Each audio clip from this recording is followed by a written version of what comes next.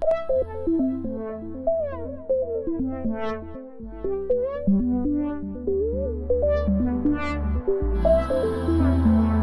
everybody, and welcome back to the Tonic Accord podcast. I'm Alex Kapitko, joined by my co-host and friend Drew. Drew, how's it going? Very good, very good. How about yourself? Not too bad. I was actually just thinking we're kind of time traveling right now because it's the morning for me in Spain and it's the evening for you in the US. So we're on kind of two different dates right now. So Yeah, right. We're actually in 2 different days, so let me know how tomorrow is. yeah, it's kind of dark and windy out. So yeah, nothing exciting on my part. But I'd imagine it's dark for you too. It is So very dark. Not as windy, but very dark. well, today I want to talk about something that I don't think we've touched on at all. We've talked about Brexit in Europe a lot, but we haven't talked about Ireland. So today I kind of wanted to have a discussion about recent events that are transpiring in Ireland. So basically, this all started on February 8th. And for everyone who doesn't know, Ireland is basically run by two parties, which are the FF, which is the Fianna Fáil, and the FG, which is the Fine Gael. And on February 8th, this duopoly was smashed apart when Sinn Fein, got the largest share of first preference voters in the Republic's general election. And this is a controversial party because they do have a past of a little bit more siding, I guess, with the IRA, which obviously, if people don't know, was the Irish Republican Army, which bombed and shot its way through the 1970s, 80s, and 90s. And their new objective in their manifesto, though, reads they want to achieve Irish unity. So, Drew, what do you think about this? Do you think that'd be possible down the line? First of all, I just think it's like it's really fascinating, this kind of stuff, because you have a party like Sinn Fein that has like the largest plurality in the Irish government for the first time in a century, right? So this is whether or not someone aligns with what Sinn Fein believes, it is just historic to see. It also is, we have to realize that, right? Like Alex and I are outsiders, Americans looking into Ireland. So, we might not get everything right. We're certainly not going to get the pronunciations of things exactly correct. But it's still interesting nonetheless. So, if you're out there listening, understand that we are looking at this as outsiders. No one likes to have outsiders come and pick apart your own place, but it is a fascinating topic. And so that's why we like to cover it. I personally have Irish ancestry that goes to the county of Tyrone, which is in Northern Ireland today. But anyway, so all that being said is I think that, it's a long road to a unified Ireland, but this is perhaps the best chance it's had in a long time.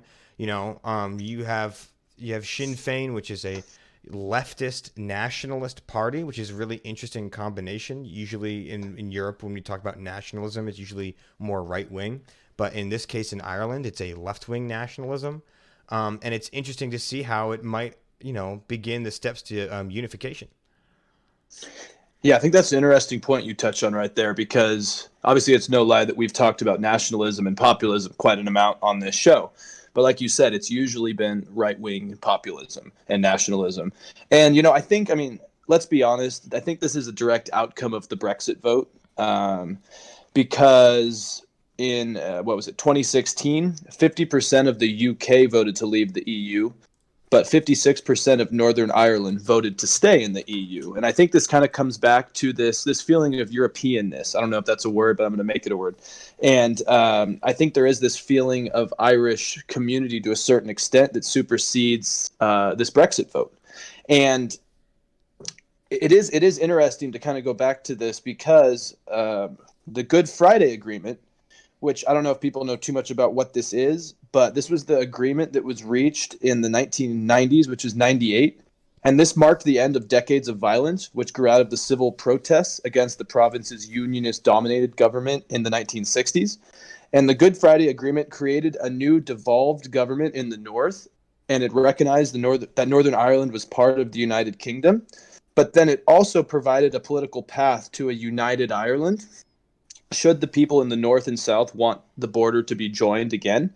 And it's interesting. So the European Union now has said, with Brexit going into effect, that at some point Northern Ireland would be given a roadmap into all of a sudden becoming part of the EU as part of Ireland. So it is interesting to see this more leftist, probably more globalist side looking to say, hey, like, the United Kingdom may be leaving the EU, but we see this as a time maybe to unify and better the Irish people. Right. Yeah, it's fascinating, and so for people out there that aren't too familiar, right? Just so we have some ground laid of what's exactly we're talking about.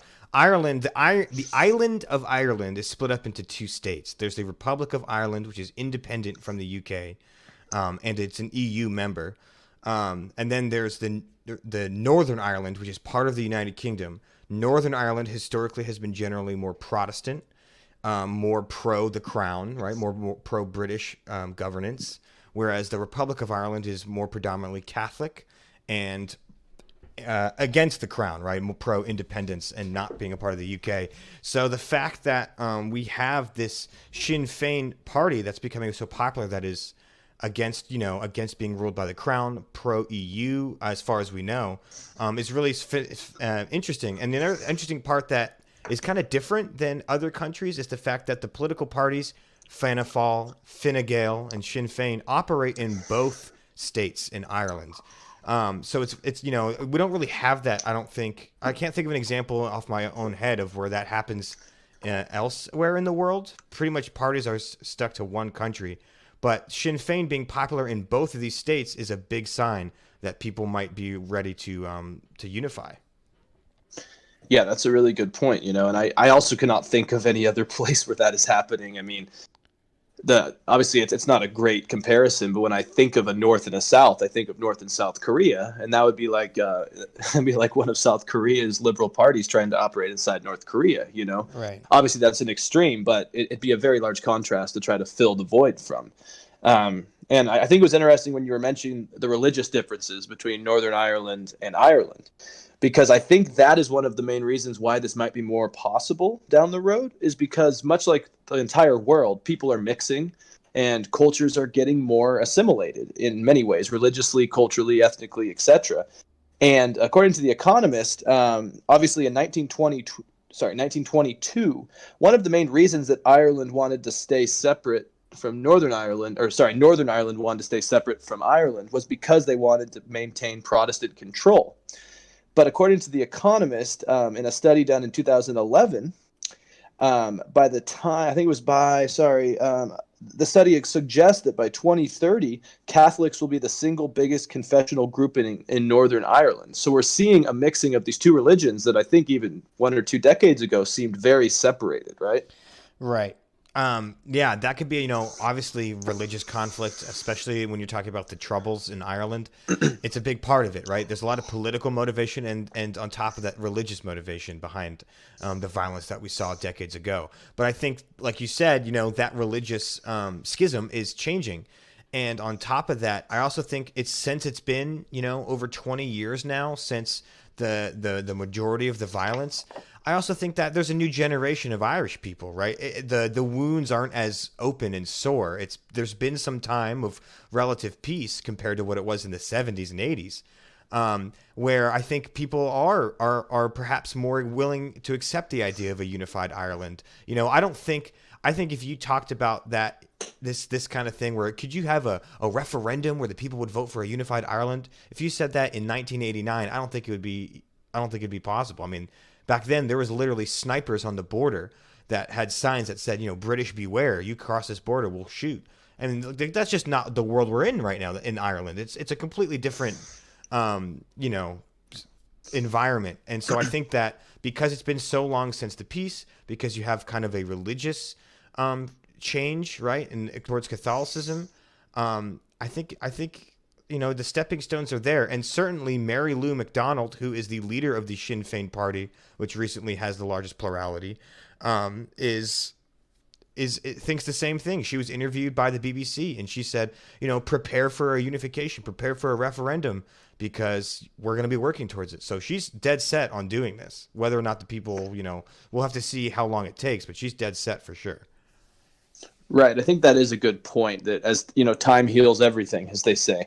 And it is true. There's a new generation coming up that, I think in general around the world, excuse me, I think you see this trend is that people are more open to openness. And I think that could be one of the culprits for this as well. And And I think you touched on it well earlier, and I'll kind of reiterate it, is that because this is more of a leftist populist nationalist party, they don't have the same motivations and views as a lot of these right-wing nationalist parties, right? Right. The idea isn't as much closed borders, protectionist policy, etc. I think it is an outer, wider-looking unite Ireland for the better of Ireland and the EU. So it is a different kind of change of paradigm. And I think one of the reasons, too, for this, it's only a theory of mine, but I think that after the Troubles and then the Good Friday Agreement, I think there has been some form of positive rebuilding and reformation between the two countries.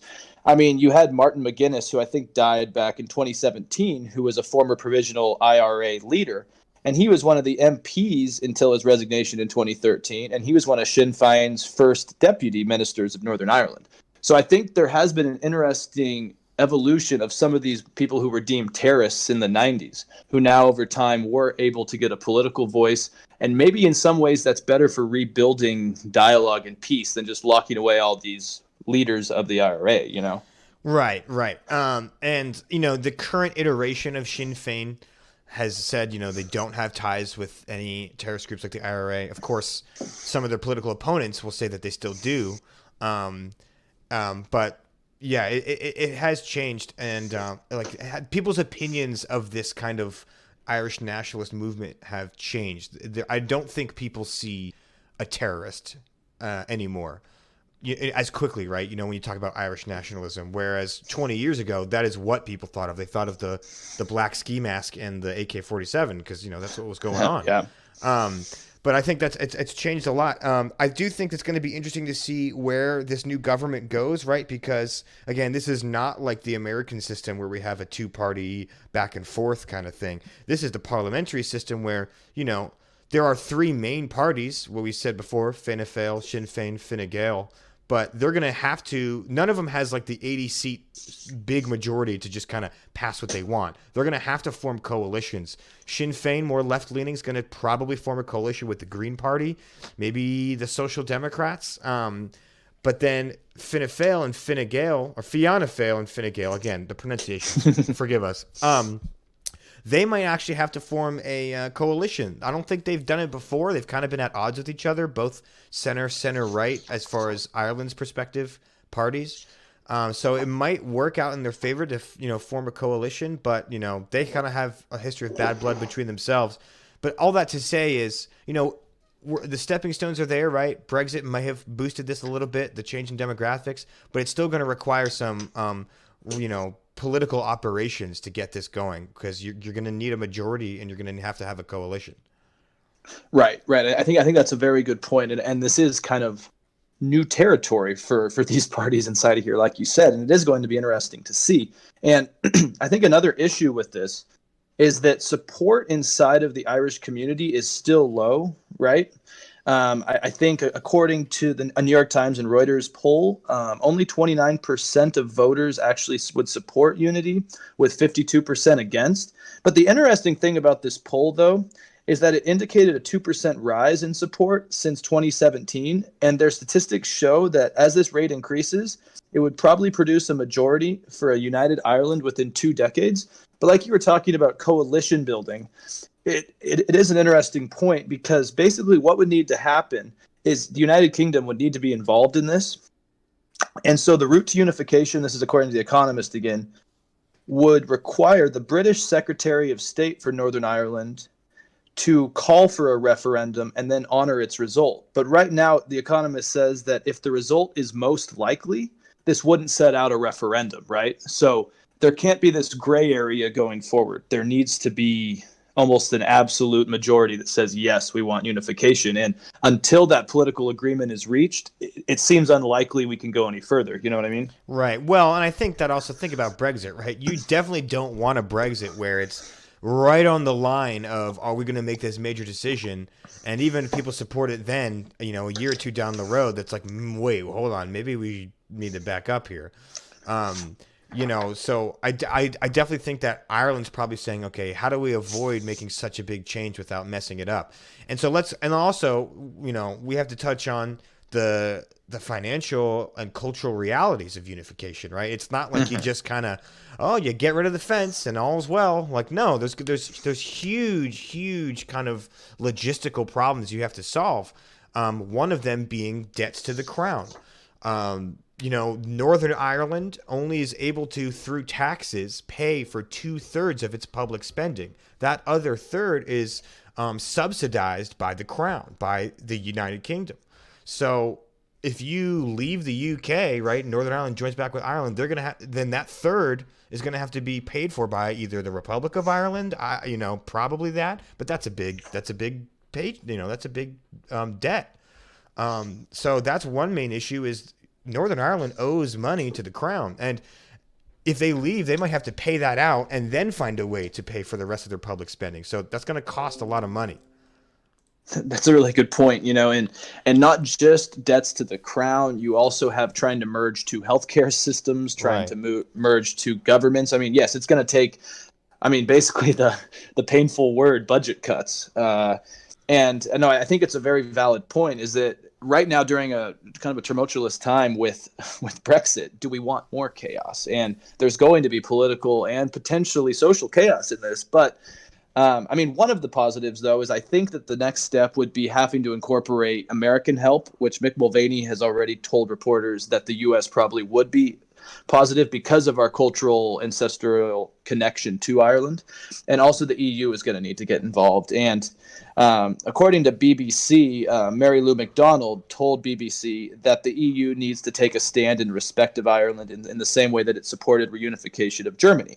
Right. And the positivity of this is that uniting Germany in the late 80s was very difficult because Eastern Germany was extremely impoverished compared to the Western counterpart, right? But in this case, obviously, Northern Ireland is not as wealthy as the Republic of Ireland, but unification would be much easier. And people always point to in 2004 when the EU encouraged Turkish Cypriots and Greek Cypriots to vote to join the EU. And this did not work because of cultural divisions between Greece and Turkey. But this just wouldn't happen unifying Ireland. You know what I mean? Yeah, so like we mentioned before, the cultural divisions that were there for so long are starting to erode.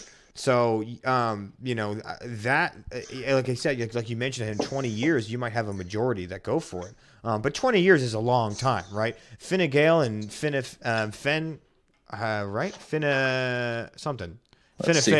Gael and Fianna Fáil.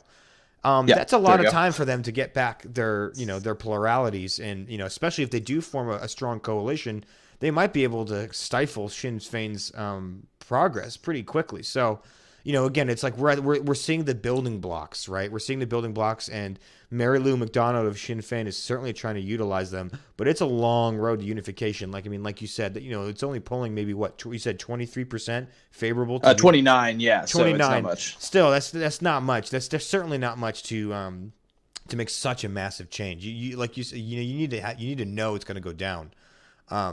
But I think that's interesting that they have this kind of framework because of the Good Friday Agreement, whereas someone like Scotland doesn't have such a clear framework for if they want to leave the UK.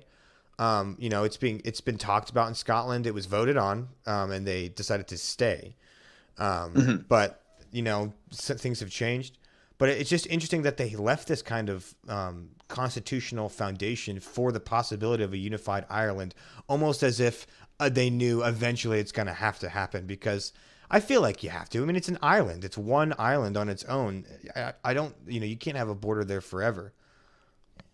That's a very good point, and I think there is a genius nature to this Good Friday Agreement, because politically it was quite smart to have this kind of framework designed. And obviously they didn't know something like Brexit would maybe be a catalyst for this, but it's something interesting to see, and I like what you said about Scotland, because my Scottish friends are not going to like me saying this, but the Scottish issue I think is more similar to, say, a Catalonia, for example, because like I'd mentioned, if Northern Ireland were to leave the UK and join Ireland, they would already be part of a richer club, which is the EU, right?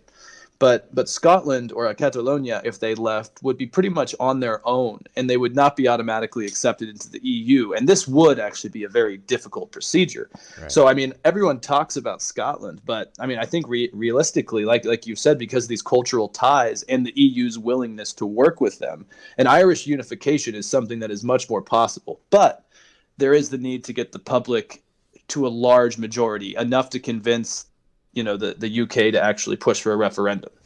Yeah. Yeah. I think looking at it in a different light too, like yes, it's unlikely Ireland will unify anytime soon. It's also highly unlikely that Scotland will become independent on its own anytime soon. But the winds of change are there, right? You can kind of see the sails starting to turn. So if you want to, we switch perspective to the British, I would be saying, you got to get your crap together. Like, you have half of the United Kingdom starting to play with fire as far as leaving the United Kingdom. I think that this whole Brexit thing has really divided the United Kingdom. And, I mean, we've seen it, right? Scotland voted to remain part of the EU.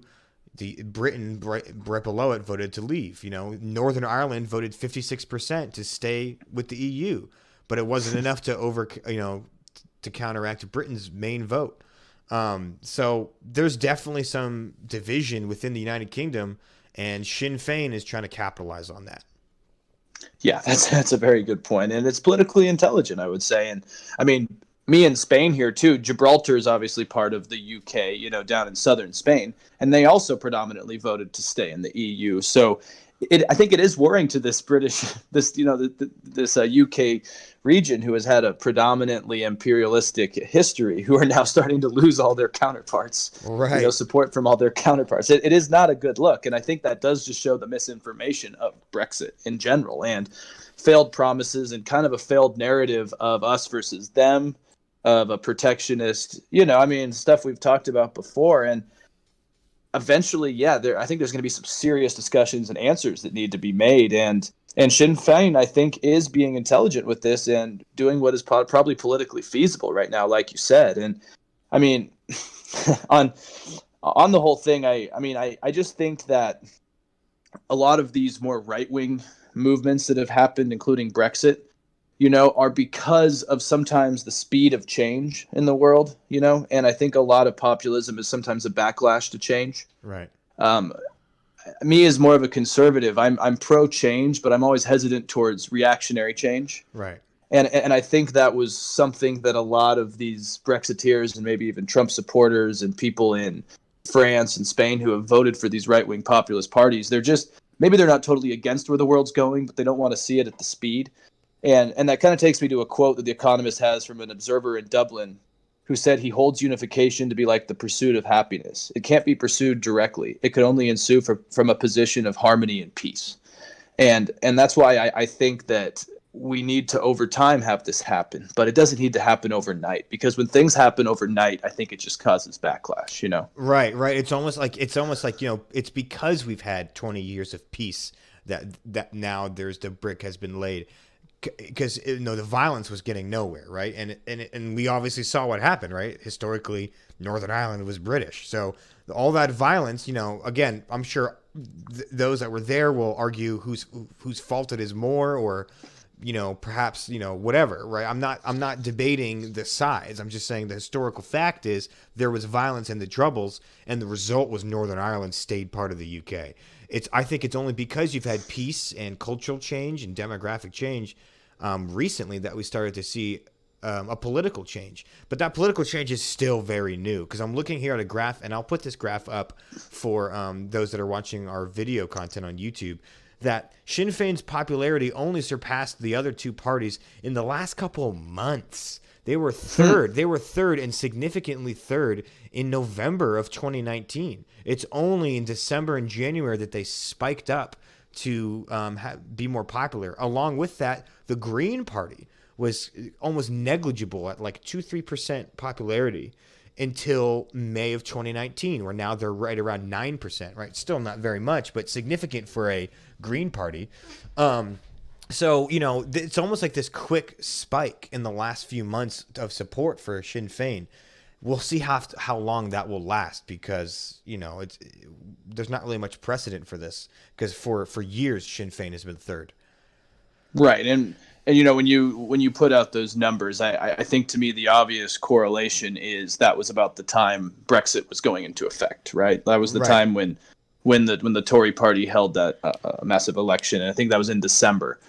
And so I think it does show that people outside of London and outside of England are looking for alternative solutions to a very multifaceted problem that's only going to get worse. But I think you said it well, that it's only after 20 years of kind of trying to maintain a status quo of discussion is only when you can go for these large systematic changes. I think that's a very fair analysis. Right.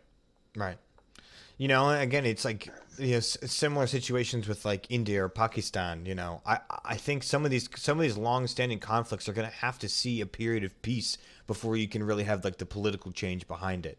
I mean, I'm obviously referencing very different examples, right? I'm not saying it's a one-to-one comparison between Ireland and Pakistan and India. Don't take it as that, but just examples of where you have violence for a century. How do you slowly get towards a political change? The first thing has to be peace, right? You have to have ceasefires. And so I think it's because successfully it's happened in Ireland for 20 years now that we can see this kind of change. Yeah, I think that's a very fair point. It's a very fair point, and it's again it's not about Ireland, but I remember reading the Economist has their Nation of the Year in their December issue, and they kind of gave a large applause to Macedonia because they've had long border tensions and name tensions with Greece. For people who don't know, they changed their name last year to North Macedonia. And it was because they wanted to be recognized and peaceful with Greece. So they actually decided to take one for the team and change their name to North Macedonia, which is huge. And, they could have fought about it for years, but sometimes it does take being the big guy in the room to say, we want to be called Macedonia, but because there's a Greek province called Macedonia, maybe we will work with you because down the road, cooperation may be needed, Right. Like, I'd rather have peace than, one less word on our country's name. Yeah, I mean, at the end of the day, it does take someone to decide, like, hey, we got to break this cycle. And it seems like that's the case. Now let's get a little opinionated here. Do you personally think that Ireland would be better off unified? I think I think like after this discussion and the research we've done, I think in the long run, yes. Yeah. And kind of like I'd said with my hesitance towards overnight change. Obviously, when I say overnight change, I mean within less than a decade. I think it needs to take time. And obviously the costs are going to be very, very large issues that need to be surmounted in some way, and it's going to take worldwide cooperation. The United States are going to need to cooperate along with Ireland, which I think they will. The EU is going to, but the problem is the EU right now is having a lot of issues at its core. We have now obviously issues with this coronavirus that I think are going to test some of the internal dynamics of the EU. But also we just have the EU has lost one of their richest members, and there are issues inside of Germany with a change in parties and a far right growth. And so there are other issues the EU is going to have to deal with. Italy's financial issues. I mean, there are a lot of problems right now. And so it's going to be interesting to see how the EU can maybe kind of balance these different issues. And then you obviously have Scotland that gets most attention in the media. And so I am curious to see, but I think down the road it seems inevitable. But I am less positive about when. I could see more by 2040 or 2050. What's your take? What do you think? Yeah, I mean, you make very good points. I mean, first of all, the obviously the public support is not there yet, right? So even if they think they should unify in the next 3-4 years, it's just not going to happen. I do also think because of how kind of unstable, or at least like I think there's a lot of risk right now out in the world, right? I mean, obviously, economies in the Western world are generally good, but there is a lot of risk. You mentioned it already. Coronavirus, Brexit is one of them, right? We're still waiting to see the overall effects of Brexit on the UK. So I think like once that dust begins to settle, once that smoke begins to clear, maybe then Ireland can, hey, okay, well now that things are kind of settled down, we can afford to take a risk and we can afford to do budget cuts for a little bit. But time is going to be everything, because if they decide to unify and then they're like, all right, we got to have a little bit of austerity, and then you have another like 2008 global collapse, that's going to be real bad. That's going to be real bad. So time is going to be everything, and obviously we can't predict the future. So I do think unification should happen. I think it is inevitable, but it is going to be very difficult, and I think that it might just have to get lucky with the timing.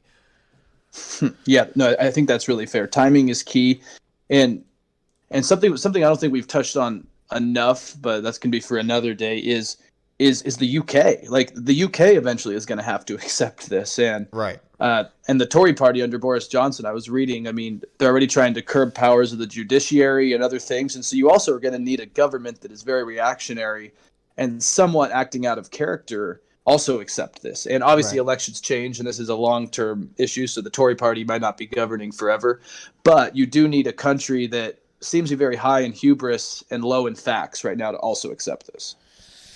True. Very interesting stuff. But we're beginning. We are seeing the beginning of a political shift in Ireland. So we'll see if at least unification, or perhaps just a more left-leaning Ireland. What are your thoughts, listeners out there? Do you think Ireland will unify? Do you think it's even possible? Do you think that it might be something beneficial for the country? Especially if you are listening and you are Irish, we would love to hear your opinion from an insider. Or anyone that has any sort of, real knowledge of the on-the-ground knowledge. We'd love to hear it. Leave your comments, on our YouTube or on our Facebook walls. Check us out on Podbean, YouTube, iTunes, Apple Podcast, a couple third-party sites. And yeah, thank you as always for listening. Yeah, thanks, guys. Please let us know, because I was thinking about this, Drew. I'm like, ever since we started doing this, I've enjoyed the process, because it really has helped me almost clarify some of my ideas and really get sometimes you have ideas, you don't know how to express them. And I feel like through this podcast, it's been clarifying. So I hope other people can share that with us, and, just let us know, like you said. So, yeah. All right, everyone, take care, and join in next time.